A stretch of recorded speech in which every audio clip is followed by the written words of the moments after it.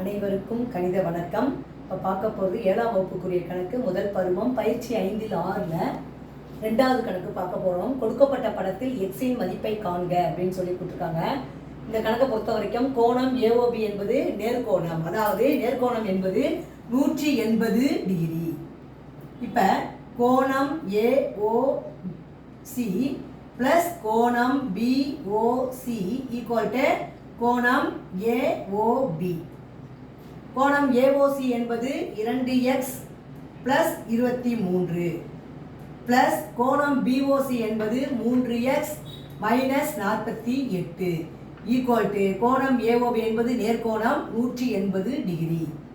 பாருங்க, எக்ஸ் எல்லாம் கூட்டிக்கணும். 2 இங்கே 3 இருக்கு, 5x. அடுத்து 48 23 ப்ளஸ் 23 இருக்கு, இது மைனஸ்ல இருக்கு. அப்போ கழிக்கணும். கழிச்சோம்னா 48ல் 23 கழிச்சோம்னா 8ல் 3 போனால் 5, 4 2 போனால் 2, அப்போ 25 minus 25 equal to 180 degree. 5x equal to 180 அப்படியே இருக்கு. இந்த மைனஸ் 25 இந்த பக்கம் போகும்போது ப்ளஸ் 25ஆக எழுத வேண்டும். 180 25 கூட்டினால் 205. 5x equal to 205, x equal to 205 பெருக்கிட்டு இருக்க 5 வலது பக்கம் கொண்டு வரும்பொழுது வகுத்தலுக்கு வந்துடும்.